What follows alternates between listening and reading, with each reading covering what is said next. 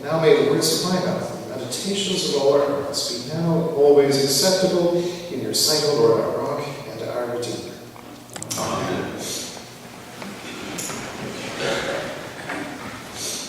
Well, as I began, I was saying that, of course, today is Rally Sunday. It's the day in which we begin our fall programming schedule. And that's kind of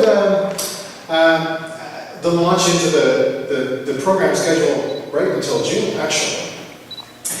Today, of course, we have not a visitor, but we have our Archbishop with us today, presiding and preaching at the 10 o'clock service, followed by a scrumptious barbecue. Thank you, gentlemen, for your wonderful hospitality. Now, we are a church that attempts and tries to be hospitable.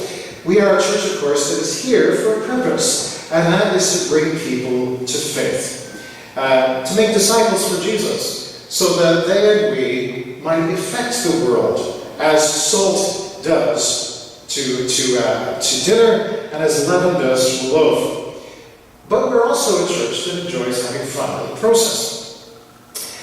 As I look back on the summer, I'm just absolutely thrilled with the day camp that we had, and I'm looking forward to the launch of our Sunday school program for our kids. So I want to say to grandparents that bring your grandchildren here, thank you for doing that. And thank you for bringing them to special programs, our events that we have seasonally, and of course to our summer day camp. It is a privilege to have children and grandchildren among us so that they may hear about the goodness of God. Now, I want to tell you a little cute little story that was sort of floating around about a priest who walked through his Sunday school one day and decided to have a little chat with one of the children. "Johnny," he said, "who knocked down the walls of Jericho?" Looking like a deer in the headlights, Johnny said, "It wasn't me, I promise, I didn't do it." To which the teacher responded, "Well, Rector, if Johnny says he didn't do it, I believe him."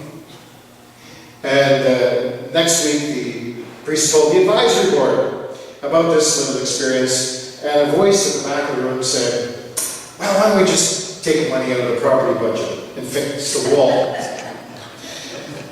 That, of course, is an apocryphal story, and it has no relevance here, because we do have an active children's ministry under the fine leadership of Tina Clark and many volunteers. We have a great fall scheduled for children, in order that they may be safe and hear about Jesus. I wish the same could be said of every child in our city and in our community. The fact is, knowledge of the Lord is in short supply these days. And because of that, people, I don't think, really understand the concept of the fullness of justice, truth, and grace that we know in Jesus. This morning, our gospel story offers a glimpse into two marginalized people's lives and how Jesus transforms them and encourages them. So hang on to that. We hear words this morning, though, that shake us up and challenges us also to be persistent. Now, the first story, of course, a mother approaches Jesus with an innocent request that he heal her daughter of an unclean spirit. Okay? And often in Scripture, particularly in the New Testament, unclean spirit is attributed to all sorts of physical, emotional, and psychological maladies. Now, we would have expected Jesus to say, "No problem. Yes, let's go. Just follow me. Let's do this then." And that's not what we hear. It's kind of shocking, isn't it? It shakes us up.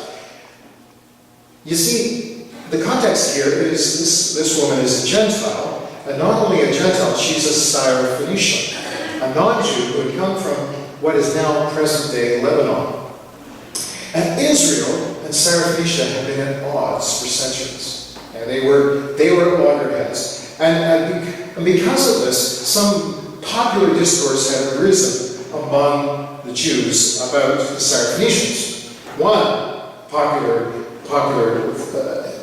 held idea was that they were a tremendously immoral society. And because of that, Seraphins were often referred to in Jewish culture as dogs. So what does Jesus do? Something that we see as out of character for him. Wait a second, he's using that term. But is he? Let the children be fed first. It's not right to take the children's food and throw it to dogs. Is Jesus buying into this ethnic prejudice? Or what's going on here? What's going on? The term Jesus used here, many scholars would say actually isn't the Jewish term or the Hebrew term for an older dog. It's actually the Hebrew term for a younger dog. So hear this again. It's not right to take the children's food and throw it to puppies. Puppies, of course, bring in a different kind of nuance, don't they? I don't know about you, but have you ever met anybody who doesn't like dogs? There are lots of people who don't. Often it's because they had a negative experience with dogs. Do you know anybody who doesn't like puppies? I mean, a vicious puppy attack, a 3-week-old golden lab. I mean, it doesn't happen, does it? Right? There's something going on here. Jesus' words, nevertheless, seem stark to us, but there's something else going on in this story. So, I wonder why this story is in the Bible. That's a good question to ask, because stories in the Bible are for our learning, so that we may read, mark, learn, and inwardly digest them, and that they become a window for us into our great God of grace. Sir, even if the dogs under the table eat children's crumbs. Now, the story seems to be acknowledging two nuances in Scripture. First, that Israel is the chosen people of God.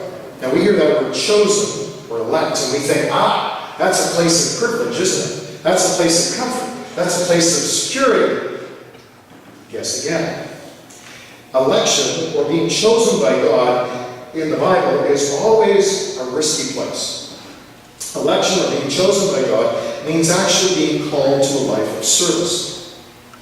God's election, or choice of the people of Israel, was not for their comfort, as we know from history, but rather that they would be a people called by God to point others the way to the one true God. Yes, they sit at the table. Yes, they receive God's richest blessing. But the story also acknowledges that even what seems to be leftover or outflowing blessings are more than enough blessing for any person. God's grace is so sufficient that even crumbs are effective. Okay? You may go, he said, the demon has left your daughter. We are constantly, again and again, trying various and creative ways to be a welcoming congregation. There are members of this congregation, some who have been at Christ Church all your lives, many of them in this room. And every time such persons drive by 4 Elizabeth Street North, they say, that's my church. And it's been their church their whole lives. Other people are brand new. They've just joined our congregation last week. We are constantly being aware of new people and welcoming new people in order that they may become part of our community, share their skills, their qualities, attributes, and be part of our extended family. But there are also people who come who see themselves as visitors. And it's possible that people have been visiting for years. Perhaps occasional worshipers, people who have been around for a while, who have come maybe Christmas and Easter or pancakes, or at other times like that. And they may wonder, when they hit a catastrophe or a crisis or a time of need, they may wonder, like this Irish woman, what about me? Am I welcome here? Right? So we get that call, your church? Of course, the answer is yes. And like the Syrophoenician woman, they're asking for crumbs. But they, don't get me wrong, I'm not saying that baptism is crumbing at all. But they think that they can just reach out for a moment, connect for a moment, and they find that God's grace is more than sufficient. Okay? Our practice of open communion for all who are baptized into the name of Jesus, the name of the Father, Son, and Holy Spirit, is for everyone. We don't restrict. Everyone is allowed and invited to come. Today we're having a meal. There's going to be some guests showing up at the 10 o'clock service. There always are. They're going to be invited to come and have some burgers with us. The gospel is free. But it will cost you your life. Jesus offers you all of himself and asks for all of ourselves in return. Now that sounds kind of scary, but it isn't. Because, as Augustine reminds us, that when we are in Christ's service, we find perfect freedom. When Jesus becomes your Savior and Lord, you know what it means to be free. Because he's in the business of freeing you of the chains that may have bound you. Free from your past, from all that would keep you from being the person God has called you to be. Augustine also said that the church is the only organization in the world that exists for people who are not yet members of it. Now, something, of course, to remember and to be forefront in our thinking as we move forward. Our gospel story today also features another person, this time a guy, also marginalized as well, deaf and dumb. Okay? Deaf, not being able to hear, dumb, not able to fully speak. And there's this sense that, because of the speech impediment, he may have actually been deaf from birth.